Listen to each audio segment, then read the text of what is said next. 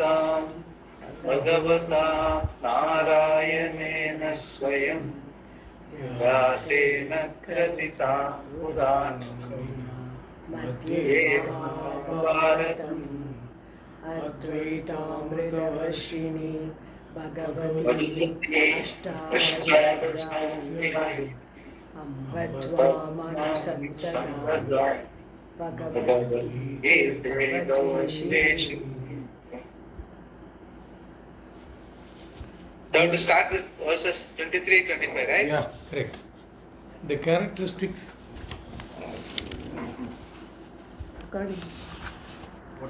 So the characteristics of on the basis of this Sattva Raja Guna has been described in the previous verses.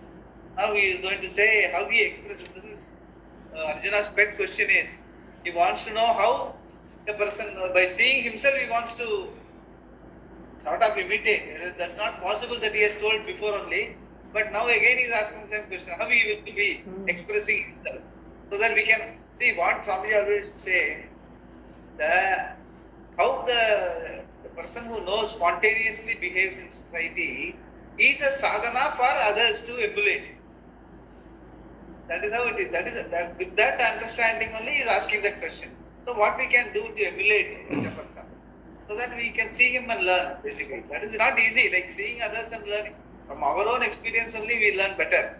But seeing others learning is possible if you are keen and if you are alert and you are really well together as a person. By seeing somebody you can learn, you can change your attitude and all that. Yes. But it's more difficult than learning from your own experience. But here he is asking how I can learn, what will be the person's how he will behave, so that I can understand.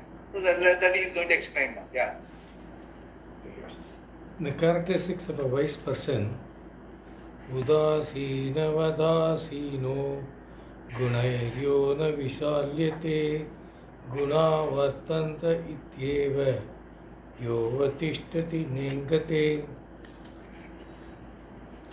All these three verses are together, like how the characteristics. Samadukka sugha swasthaha samalostasmakanchanaha tulya priya priyo धीरस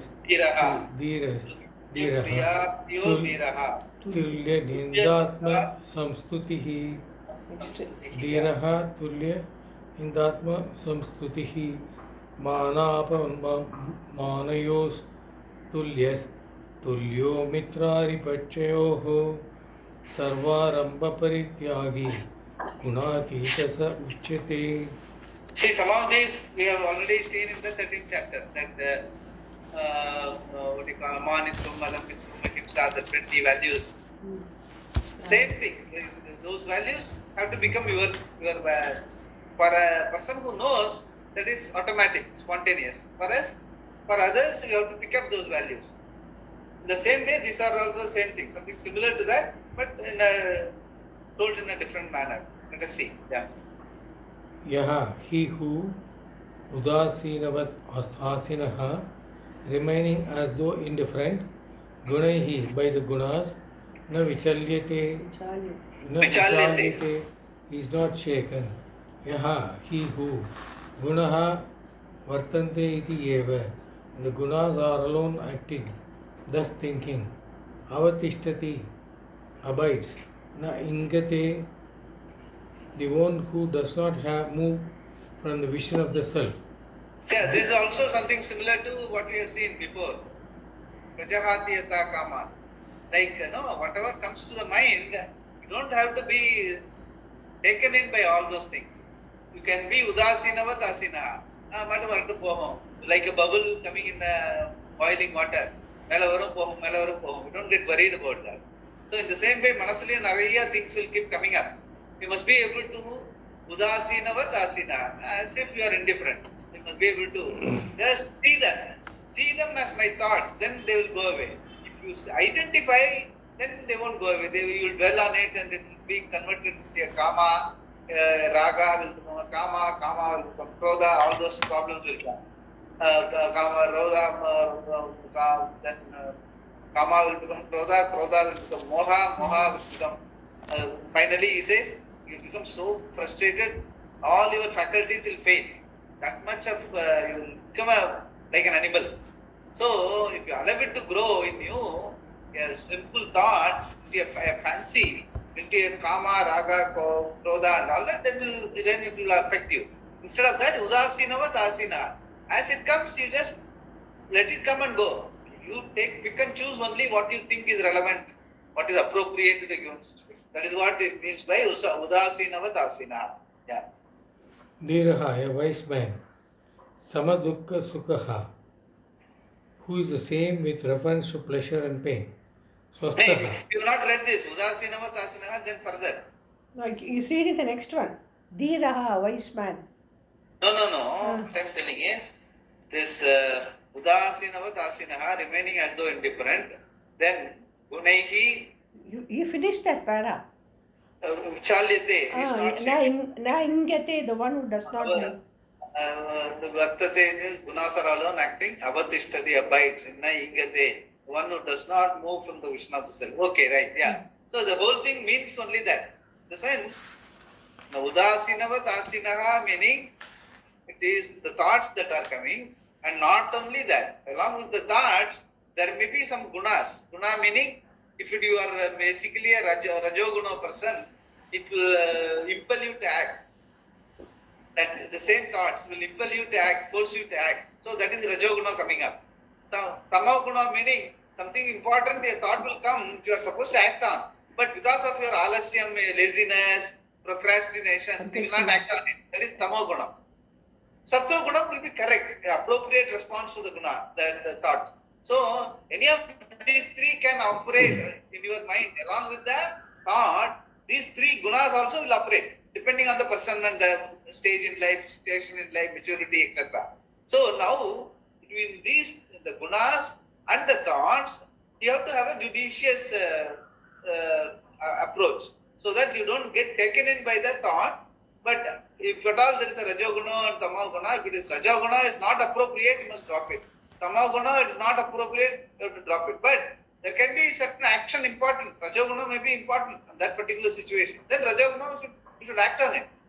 Like that. But along with the sattva-guna, dharma, along with dharma. So all those things will have to, but all these things are possible only when a thought comes, you are alert to all these things. What is my disposition, whether it is a proper disposition, whether it is a rajoguna, tamoguna. It's all meant for only appreciating our own, where we are. And for that you need a space again. You need a space within that I, my gunas, my thoughts. All that you must be able to observe. If you are all totally, generally, people are all together in it. I don't differentiate between myself, my guna and my thoughts. All are mixed together, totally together. So you just act on it impulsively. For you not to act on it impulsively, you must be able to recognize, where am I? What is my disposition? What are the thoughts that are coming up? What am I supposed to act upon? And the space will give you all these things. So he is talking about the characteristics of a wise person. A wise person will have all these things. He will be udasinava dasinaha. He will know which, he will not go by the gunas. He will not get shaken by the gunas. He will stay, abide in the one who does not move, in the vision of the self. In the vision of the self, he will abide and look at his own gunas, look at his thoughts, and then act upon it. So that is what he is saying as the characteristics of the wise person. And for us, it is for us to emulate. We have to develop our maturity in such a way that we are able to act this way, like the wise person. That's what he is saying. That is then next verse is Dhiraha. Yeah. Dhiraha, a wise man. Samadukka sukhaha, who is the same with preference to pleasure and pain. Swastaha, who abides in himself. Sama losta asma kanchanaha, who is the same with reference to a clod of earth, a stone or gold. Yeah, basically, like what he means is that, see, nobody can look at earth as same way like gold and a stone. It's all different. But the idea is, even though we know that it is all different, but in our approach, he will have the sense where what is appropriate, whether it is, suppose a gold has to be given, and he will not hold it because no, I value gold. He will not hold it. Where a stone is required for building, he will not give gold. He will give stone only. So where there is a pot is required, pot is going to be made. There is no point in giving a stone or gold. You have to give clay only. So he will do what is appropriate to the given situation. He will not go by the value he puts on the material, whether it is gold or clay or stone. So sama loshta asma kanchana. He will have the samatvam towards loshta, asma and kanchana. That is what he will. Samatvam. Samatvam meaning we know the uses are going to be different, but he will be appropriate. His attitude will be appropriateness, not the real the giving his own value of gold and stone and all that. So that is what we have to appreciate, because we may, if we don't understand it properly, how can gold and mud and stone can be the same? This is an irrational way of putting it across. We may think that way, but it has to be appreciated in this manner. In the sense, the sameness is in terms of attitude towards appropriate use. What is appropriate to the given situation, I will do towards all these three materials. I will not be indiscriminate. I will not have my own bias towards gold or mud or stone. That is what he means by that. And the same way, sama, dukkha, sukha. Okay, how can we have any pleasurable situation and painful situation? How can we approach it same? It's not possible. But what he says is, he will know that whether it is sukha or dukkha, both are coming and going, changing situation. It is not in my hands. It is all something maybe because of the environments or my own, whatever I have done bad, something is coming back to me. So he will have that prasada buddhi, sort of, okay, whatever comes I will accept. That sort of an acceptance will be there, even though he knows very well this is not a very pleasant thing, this is not a very unpleasant thing and all that. So that his understanding of them pleasant and unpleasant will be there, but he will have an approach which is mature because of his own understanding of the self. Because of that, he has an understanding that all these are changing. I am a changeless Atma, the being. So I will do what I create. I will accept them, whether the dukkha or a sukha situation, I will accept them as a prasada. That sort of a buddhi he will have. So by seeing him approaching a difficult situation and a pleasant situation equanimously, we can also become like that. We can develop that sort of a qualities. That's what we mean by seeing the characteristics of a wise person. Yeah. Tulya Priya Apriyaha, who is the same in pleasant and unpleasant situations. Tulya Ninda Atma Samstutihi, who is the same with reference to censure or praise himself. Yeah, basically, someone who shouts at you, or someone who is not very pleasant to you, someone who is very muhastuti, just to get your job done. So you must be able to appreciate those things, and okay, you don't have to get back to them, but do what is appropriate. Don't get carried away either way. That is what is the characteristics of a wise person. We can also emulate that way. That's what he says. Mana Apamana Yoho Tulyaha, who is the same towards respect and insult. Mitra Aripakshayoho Tulyaha, the same towards the views of a friend or an enemy. Sarva Arabha Parityagi, the one who has given up all the undertakings. Guna Atitaha, one who is beyond the gunas. Sa Uchite, he is called. This he has already told before also. Gunatitaha. Nistraigunya Vishayo Vedaha, Nistraigunya Bhavarjuna. There he has said Nistraigunya. Here he says Gunatitaha. You don't get carried away by the gunas. What is appropriate? You use the guna appropriately. That's what he means. And Sarva Arambha Parityagi also should not be mistaken that he will not do anything. No, it's not like that. He will not take up anything for his own swartha, meaning his own selfish attitude. If it is good for everyone who is involved, then only he will do. He will not do anything just for the sake of getting his own pleasure or getting his own pride satisfied. He will do what is good for the loka hita. So that is, otherwise he will not take up those things. Sarva Arambha Parityagi means that he will take up undertakings only which is for the welfare of all. That is the sort of attitude a wise person will have. We can emulate from that. Yeah.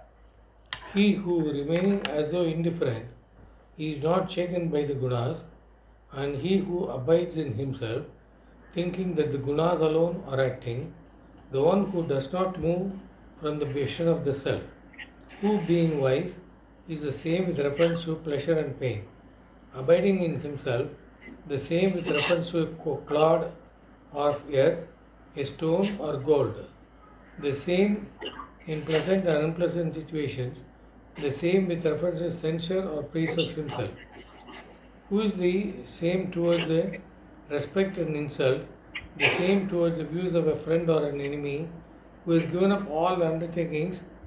He is called the one who is beyond the gunas. Remaining seemingly indifferent, he is not shaken by the gunas. A person who is udasina remains uncommitted to any particular stand. When two people are arguing, a third person who is just watching without joining either side is udasina. He is merely a witness, indifferent to both views or without any opinion to offer. We all have this disposition towards many things. To a bush growing on the wayside, we are likely to be absolutely indifferent. Even regarding certain topics, we are udasina because we do not have an opinion to which we are committed. Asina literally means sitting or seated with, but in the context here, it means being committed to the means of accomplishing gunatitva. Gunatitatva. Doesn't asina meaning an attitude, an approach. Asanam means being there, staying there. So here we are figuratively using the word asanam in the sense staying in a particular disposition, so that you eventually gain this gunatitatvam. In all the situations, if you are alert in your life, you will eventually grow into an gunatita. You will not get swayed by what you call rajoguna, tamoguna, inappropriately. Basically, what is appropriate? In sleep, you will have tamoguna only. You can't be restless in sleep. So, that is okay. But wherever you are supposed to be active, you cannot be dull. Wherever you are supposed to be a thinking person, you cannot be very restless. So, all the appropriateness will be maintained. Then only you can be a gunatita. Since, as I have always been telling, the changes are very, very relevant. But unless you remain changeless, the changes you cannot appreciate them as they are. So, for that, your reality understanding that you are a changeless being, changes are part of the Prakriti. So, I will act accordingly according to the situation. What is dharmic? In the context of the whole, we'll have a wholesome understanding, the full picture. The big picture will be clear. Then you will act like Swami always used to say. If you have the whole view, then every point of view will remain a point of view. It will not threaten you as a full view. You will not get overwhelmed by that. For all that, you need to be a gunatita. For that, you will have to be a udasina. You have to have a certain space where there is you are not carrying it away with the situation. That's what he means by that. Yeah. Whether Sattva-guna, Rajoguna or Tamoguna is predominant, he does not want to change it. He accepts the mind as it is, allowing the gunas to manifest without any interference or identification on his part. Having no preference for any of them over the other, he is like one who is indifferent. Udasinavat. Udasinavat means as though udasina. Not that he is indifferent. It looks as if he is indifferent. But he will be appropriate. See, the there are two meanings. Vatu pratyaya, it is called in Sanskrit. It can be called like udasin, or a person who is with udasin. There can be two meanings. One is like, another is with. In this particular case, it is like, as though. Udasinavat asina. Yeah. That sannyasi who knows Atma and is therefore a wise man, he is not taken away from his knowledge by the expressions of the gunas. If anybody complains that Rajoguna or Tamoguna robs him of his knowledge, which is not the knowledge we are talking of here. The gunas affect only the body, mind, sense complex, never the Atma, therefore never the vision of Atma, once it is clearly known.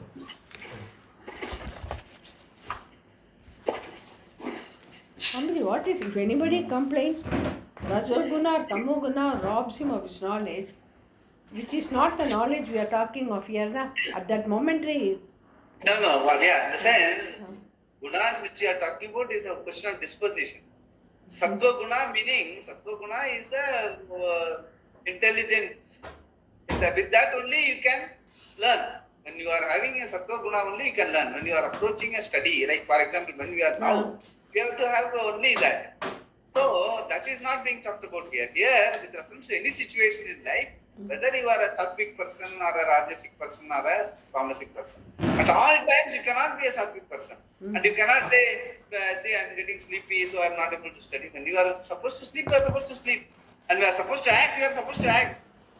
But eventually you have to grow into a sattvic person so that whenever you choose to study, you will not be interfered with your other activities. So the sattva guna that is required for the study and knowledge of ourself and all that is not being talked about here. It is talked about, what is being talked about is a disposition.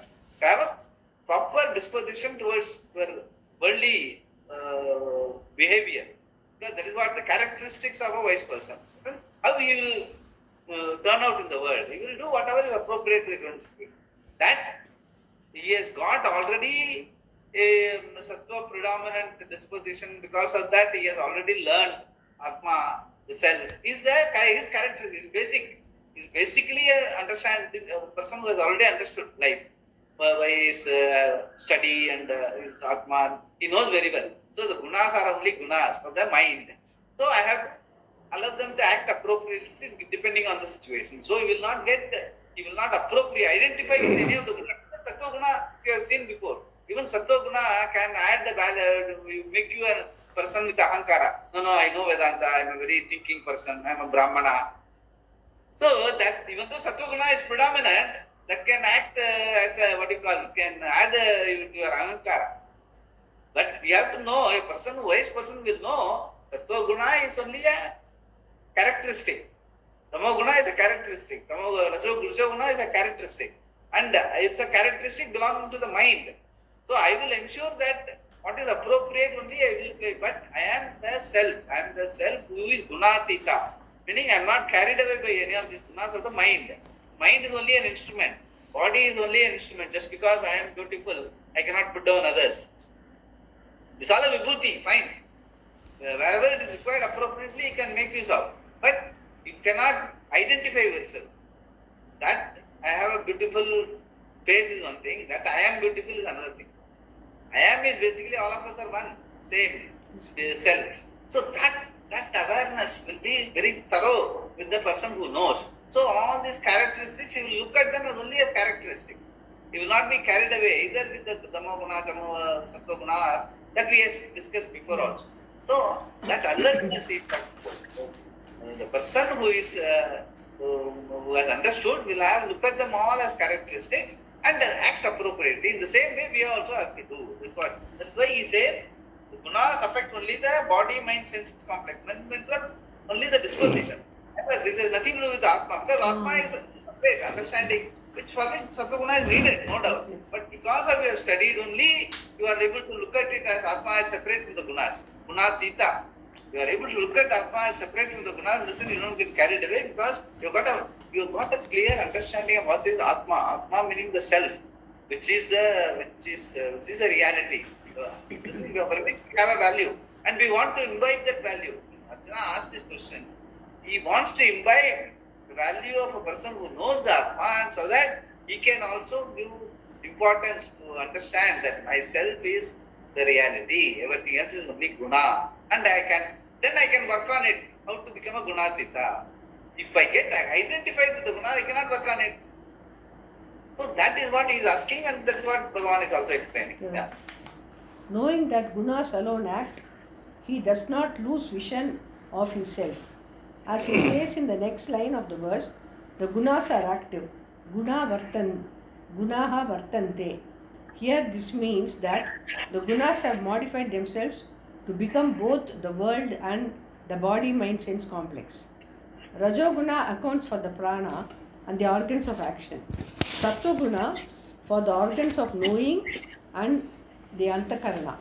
And Tamoguna has converted itself into the 5 elements that have undergone bifurcation and 5-fold combination to become this whole physical creation. So See everything here now he is talking about, first he talked about the gunas in terms of our own disposition, of the body, mind, disposition of the individual. Now he is looking at the gunas as the Maya Prakriti. Hence, the entire world, entire universe will be bifurcated between Rajoguna, Tamaguna and Sattva-guna. What is Sukshma is Sattva-guna, what is moving parts are all Rajoguna, what is non-moving are all Tamaguna, all stone and all will be Tamaguna, like that. The whole is a prakriya, as I told you before, is again a guna prakriya, like Pancha, like he himself he is saying, Pancha Bhuta, Pancha Pramana, Prakriti. Likewise here, the whole world, the whole creation is bifurcated into three gunas, Sattva Guna, Raja Guna, Tama Guna, that he is describing how it is. Yeah. So everything here that we know is nothing but the three gunas. Whatever you perceive or infer or even imagine is a manifestation of guna. And these gunas transact business among themselves. You are not involved at all in reality. Though you are very much with all of them, you remain unaffected by all of them. That is the truth that the Shastra reveals. The one who abides in that avatishtati does not move, na ingate, from the nature of himself.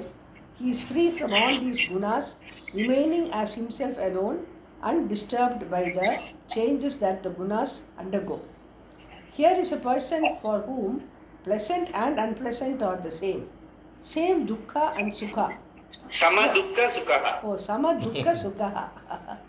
Certain situations are conducive for happiness, sukha, and certain others for pain, dukkha. These two types of situations, born out of one's present karma or previous karma, keep presenting themselves to any person. How is one going to face them? For one who knows the self, they are the same. This is not purely an attitude that we cultivate as a sadhana.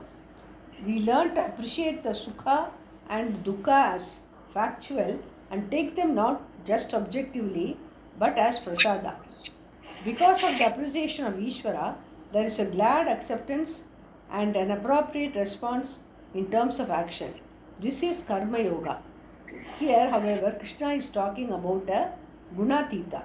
If there is a sukha seen in the mind created by Sattva or dukkha created by Rajas, all of which are possible for him because of the various situations that present themselves, he takes them as the same. He is not affected by either.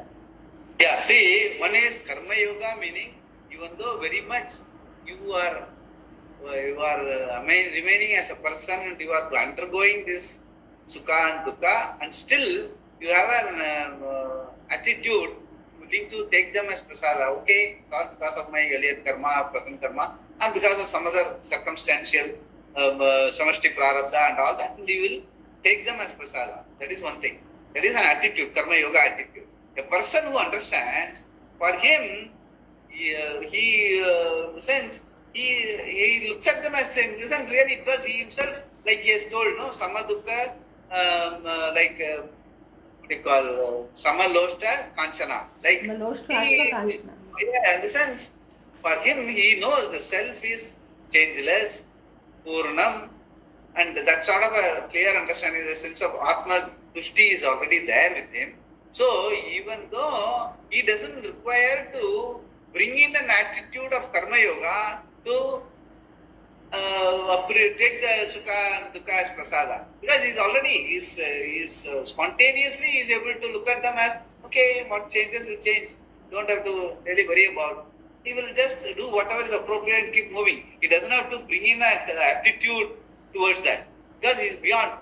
One is attitude, that is Karma Yoga, the another is spontaneously responding because of his own understanding of the self. Now, we are not talking about attitude, we are talking about the person who has already understood self, spontaneous behavior. So, by appreciating his spontaneous behavior, you may still be in the sense, you may, okay, when he is able to take it the right spirit, why should I? I should also emulate him. And that way you appreciate the characteristics of a wise man and you do a sadhana. Sadhana meaning again it can be yoga. Like till you have that identification with your body, yourself, your your ahankara and all that. But you bring in that attitude. See how he can be I am appreciating him, I look up to him, he is my role model. If he is able to look at life in this way, I should also look at it. So it will be for you, temporarily it will be a yoga, but for him it's a characteristic, spontaneous way in which he looks at life. That is what he is explaining here for Arjuna. How a wise man will be, this is how he will be. For him, he doesn't even need the attitude. He appreciates the whole world is changing one day all the time, it will be like this only. Whereas I am Purna, my reality only, all this is happening. Ishwaroham. So that you will be very much alert to that, will be on top of that. That's what he's trying to say. Swastha has two meanings. The one who abides in oneself, Sve Atmani Tishtati. His appreciation of I is in Satchit Ananda Atma, which is beyond the gunas. The other meaning is the one who is happy, where Swastha means to be contented or happy. It means Swasmin Tishtati, that is, no matter what happens in the mind or in the external world, he is happy with himself.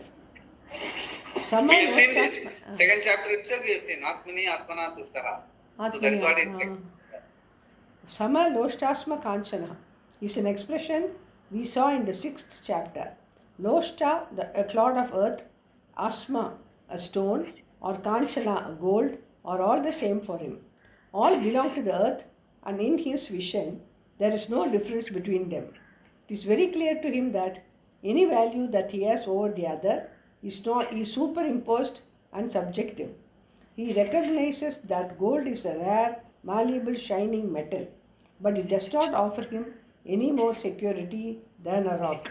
It is not going to improve his gunatitatva. Further, he is the same in desirable and undesirable situation. Tulya Priya Apriya. The pleasant and unpleasant situations, Priya and Apriya, do not disturb this wise man, not because of his attitude, but because of his wisdom. And whether he is subject to censure, ninda, or praise of himself, Atma Samstuti, he does not feel diminished or flattered. He is the same. Atma cannot be flattered by any concept of greatness, nor can it be damaged by any misperception of it. He does not undergo any change, remaining equal in mana, respect, and apamana, insult or rejection. Every individual will experience these two things without exception, because people praise or criticize others according to their own understanding and value structure.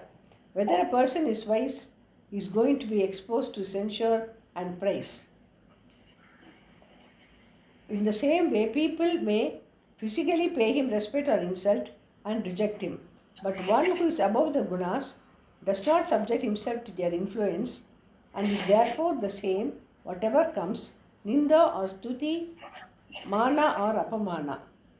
Further, he is equal to the view of a mitra, friend, or an ari, enemy, tulya mitra ari pakshayoho. The question here is, how does he create an enemy? Flattery and censure are possible because of differing value structures.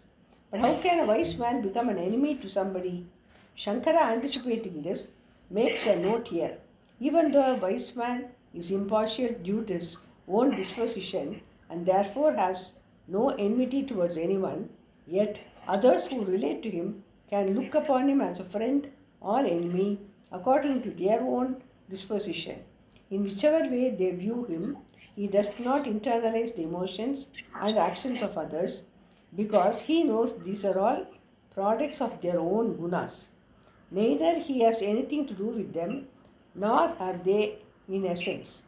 Therefore, there is no enemy or even friend for him, in the sense that both are the same in his vision. A very interesting thing is said of this wise man. He is one who renounces all undertakings, sarva aramba parityagi. Aramba is something that is begun, a particular course of action for the purpose of some achievement which will make the person different. Being dissatisfied with himself or herself, a person seeks satisfaction through some form of success. Varieties of desires stem from this sense of dissatisfaction, and there is a demand for them to be fulfilled. Because of this pressure, there is an aramba. Something is begun by one's will in order to accomplish an end. The wise man is one who has given all these up. Giving up, as we normally understand it, implies a sense of loss. On a pilgrimage, it is customary to give up something you like.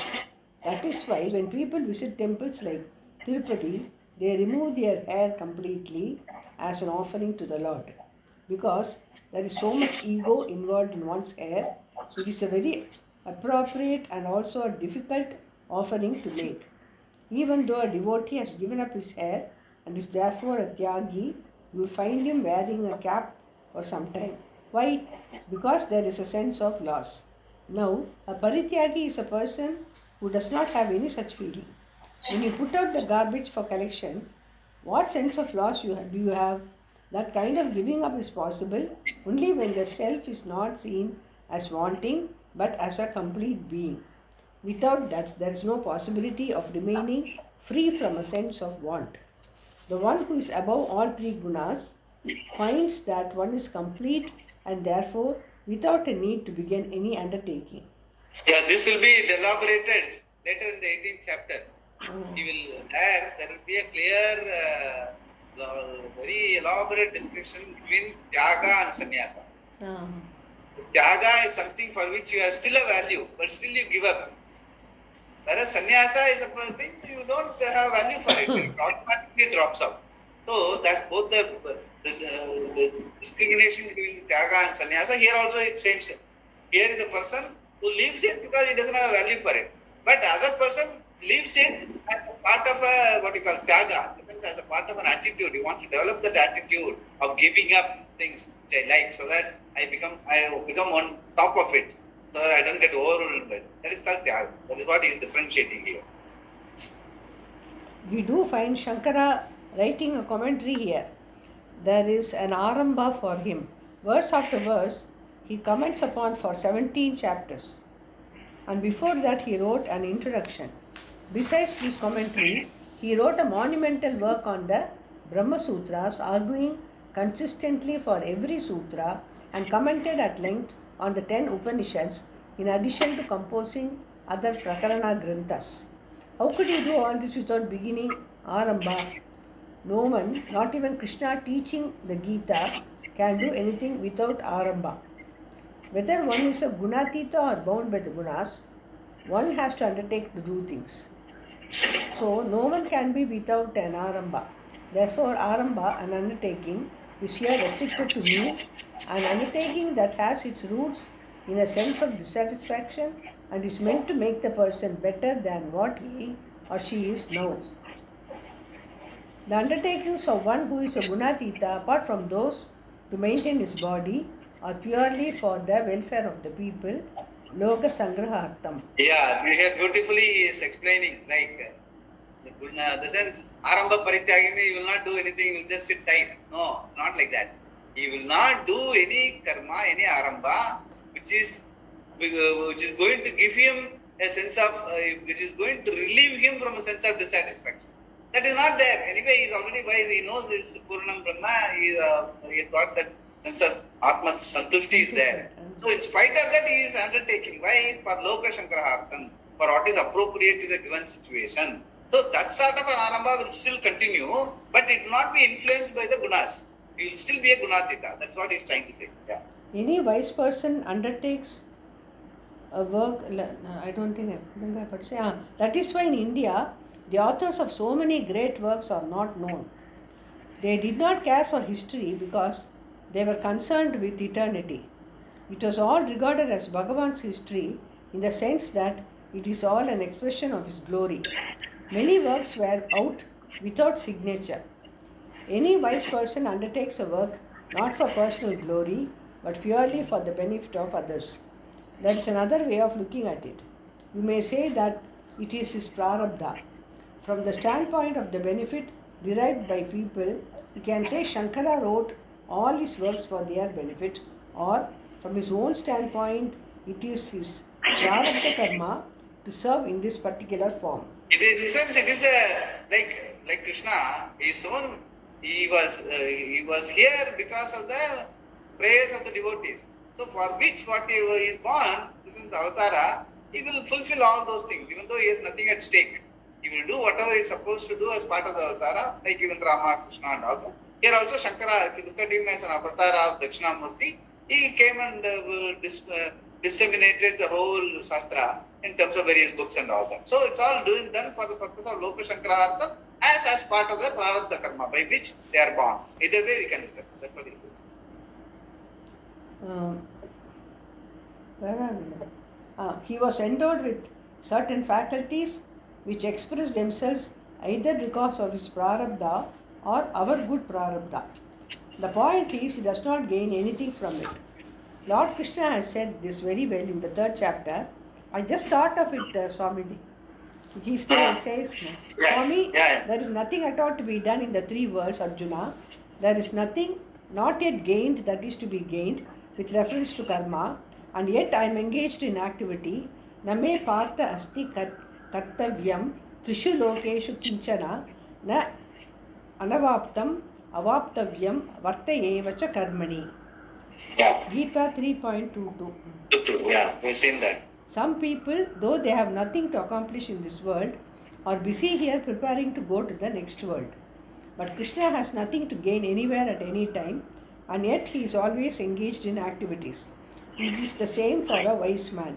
That is freedom more in action than from it. There is a book called The Freedom in Action. Swamiji's book, small book. You can read that. Freedom in Action. Freedom in Relationship. Lot of freedom series are there. Freedom in Relationship, Freedom in Action, Freedom, Surrender and Freedom. The one topic is called Freedom. All these freedom series are available in small books. Okay. These 4 verses point out the spontaneous expressions of a gunadita. They can also serve as a guidelines for a mumukshu. Anything that is lacking in terms of such expressions has to be accomplished by the appropriate effort combined with inquiry, vichara. That is the means for gaining gunadi tattva. When all these various qualities mentioned here are very clear to him, there is no difficulty in gaining the knowledge that is beyond the gunas. Wherever the characteristic expressions of a wise man are pointed out, they are to be followed by a mumukshu along with his vichara and prayers as part of his sadhana to become prepared for the knowledge that will fulfill his desire for freedom, mumuksha. One particular means by which he becomes a gunatita is pointed out in the next verse. Prashant, will you read? Verse 26.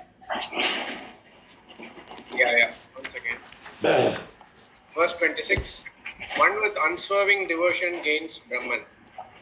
Mam cha yo vyabhicharena bhakti yogena sevate sagunan samadit yaitan brahma bhuyaya kalpate.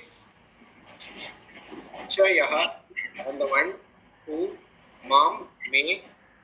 me avyabhicharena bhakti yogene with unswerving devotion. Sevate worships or seeks saha he etan gunan, these gunas, samaditya, having properly crossed brahma bhuyaya, for being Brahman, kalpate, is fit. This we have seen. Abhyabhicharena bhakti yogena. We have seen in the 13th chapter also. Maicha ananya yogena bhakti abhyabhicharena. Same thing. Abhyabhicharena meaning not separate from me. Meaning Ishvara and self are one and the same. That is ananya bhakti. It's called ananya. As we have seen with the single exception, wherever Krishna uses the first person singular, as he does here with Mam, he is referring to himself as Ishvara. And that could be Saguna Brahma, Nirguna Brahma, or Pratyegatma. Shankara says here that the Karma Yogi or a sannyasi who worships seeks Ishvara, who obtains in the buddhi of all beings as consciousness with unswerving commitment. Avyabhicharena bhakti yogena gains Brahman. Even in an insect, there is the presence of consciousness, and in the human being, it is in the form of I. The one who serves Bhagavan with a commitment in the form of devotion can either be a sannyasi or a karma yogi. These are the only 2 types of lifestyles whereby a mumukshu can pursue knowledge of Bhagavan. Shankara adds that it is a bhakti in the form of clear knowledge and inquiry. When you inquire into what is true, you are a bhakta because the subject matter is Ishvara. Pursuing the Lord can only be in the form of inquiry because He is always excellent, Existent. It's always existent. and never away from you. You are not searching for Bhagavan here, you are just trying to see what it is. Bhagavan is not someone who is going to arrive later, either in terms of time or space.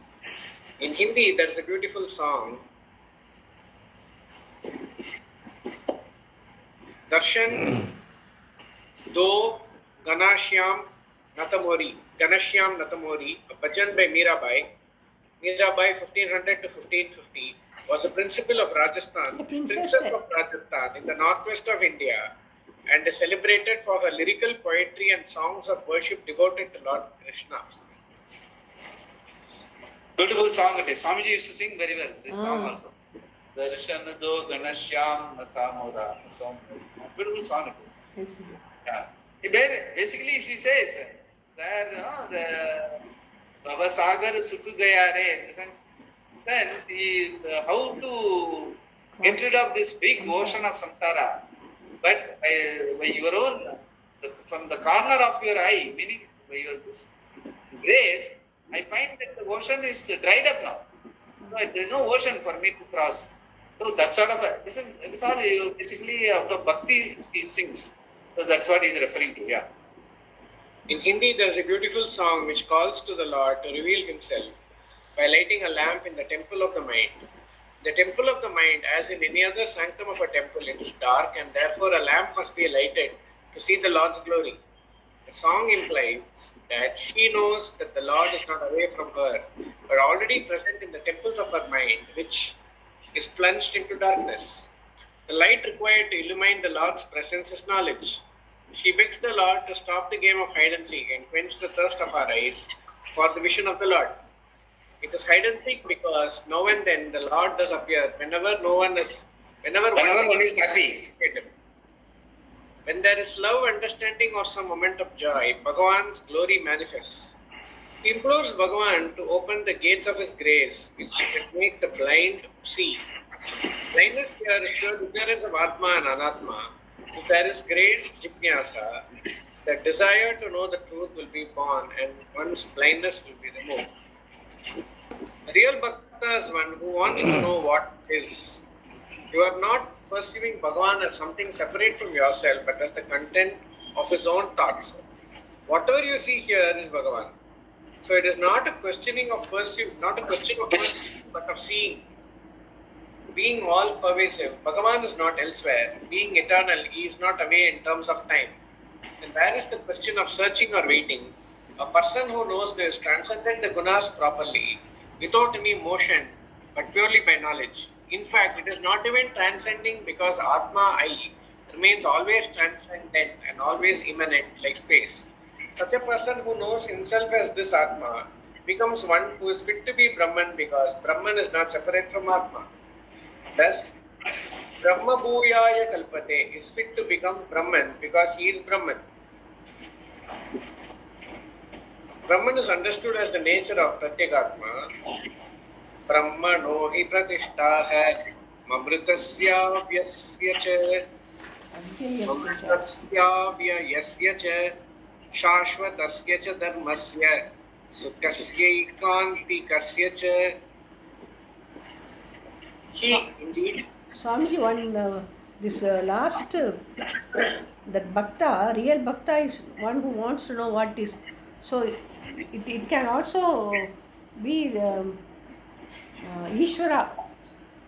Ishwaroham. That's what he is. Yeah. Basically, in the sense, the Atma, Brahman, and Ishvara are all synonyms. Okay. So, Bhakta meaning what you call, the sense there is always this bhavana of sense of surrender that like I am the individual Bhakta and Bhagavan is everything. All that is here is Ishvara. So, but person who has looked at all this studying is also in Mumukshu, has got that inner disposition and all that. He will look at it how, now I am like Mira, what she says. So, we say, Tanu Manu Sab Kuch Tera Hai, meaning all my mind, body, senses, everything, what I have, I offer to you. Okay? And you are the one who is the giver of everything, including my own body, mind, senses, and all the vibhutis, all the glories, whatever that is we can think of, imagine, all that belongs, all that is here is Ishvara, your glory. So, you are the giver. All that is given is here. All that I put it here. So, everything is here in my puja. I am the Bhakta, you are I am the Bhagavata, you are the Bhagavan. Now, he wants to know what it is. The real Bhakta wants to know what it is. What it is, when I have given up everything and everything is there, and you have given everything, all that is here in the world is this, then what is on this side, the receiver, and what is on the other side, the giver, are only the bare being, changeless. Desa kala vastu aparichinnam. That understanding only is asking for. That is the sameness. In Ishvara and self and Brahman, there is no difference. Because all of them are changeless. Desa kala vastu aparichinnam.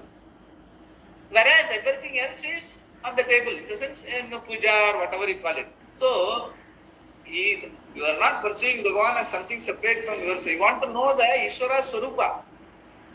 The Ishvara Swarupa in Bhakti also, the Ishvara Swarupa is what only signified by the Deepa. That Arati, finally we do know the Deepa. The Deepa Uli is oneness of the being and the Ishvara. That is why we are looking for that. The final Arati after all the puja, that signifies that. So that is what he is looking for. He wants to understand a person with the proper understanding, proper approach, proper teaching he has undergone. He will like to look at himself one with Ishvara, Ananya Bhakti. What it is, he will know. Even while Bhakti or whether it is Jnanam, he will look at it the same way. That is what is being referred to here. He is not pursuing a Ishvara which is different from him. And so that I can keep on asking, I want this and all. No. His approach to Ishvara itself is to gain oneness with him. So that he doesn't have any sense of loss or something like that. So he has a sense of fulfillment. He understands the sense of fulfillment by being one with Ishvara only I will get. Nanya Bhakti. That is what he is looking for. So that is what he means. A real Bhakta is one who wants to know you are not pursuing a Bhagavan as separate from yourself. But Okay, the as content content of his own thoughts. No, he doesn't want to. Content of his own thoughts will be what some object here and there and all. No, I want to be the what is by which my thoughts are thoughts, my mind is mind, my body is body. What is that vibhuti? What is that Swarupa of Bhagavan? I want to know. That is his, wherever you see here, it is whatever you see here is Bhagavan. It is not question of pursuing, but identifying with Ishvara. Instead of identifying with my body, mind, senses, I want to identify myself with Ishvara. That is the ultimate bhakti. That is why the fourth stage of bhakti, Jnani tu Atmaiva me matam, Bhagavan says. That is a bhakti he is talking about here. Bhagavan is not elsewhere. Very, very important to appreciate that. Yeah. No, because we have seen, see what Meera is talked about. Meera always saw Krishna and everything. Like we have this Nayanmas and Alvas, they see only God in everything. That's why I wanted to know the whether identification. Basically, even though there sense, while expressing, it will look as if he is separate, but he has all the Nayanmas and Alvas are one with Bhagavan in their understanding. That is why we are able to worship them as Bhagavan. Now, today, we are worshipping them as because we appreciate. That is precisely the purpose of this sense. By knowing the characteristics of a wise man, you pick it up. You also develop the Ananya Bhakti. That is what he means by this. okay. Yeah, we'll finish this last paragraph, then we'll stop. Can one of you read, because I have to close the veranda? Water is. Finish this. A person who knows this has transcended the gunas properly, without any motion but purely by knowledge.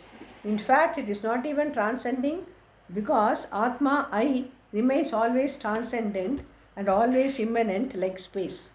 Such a person who knows himself as this Atma becomes one who is fit to be Brahman, because Brahman is not separate from Atma. Thus, Brahma Bhuyaya Kalpate. He is fit to become Brahman means he is Brahman. Yeah, basically Okay, understand. okay. There is no question of becoming. It's all Yes, being yes, only. being. Atma equal to Brahman equal to Ishvara. That is precisely the understanding. Okay. Yeah, we'll see that Ah, tomorrow. yes. Purnam. Purnamada Purnamidam Purnat Purnamudachyate Purnasya Purnamadaya Purnamevavasishyate Om Shanti Shanti Shanti Hari Om Shri Gurubhyo Namaha Hari Om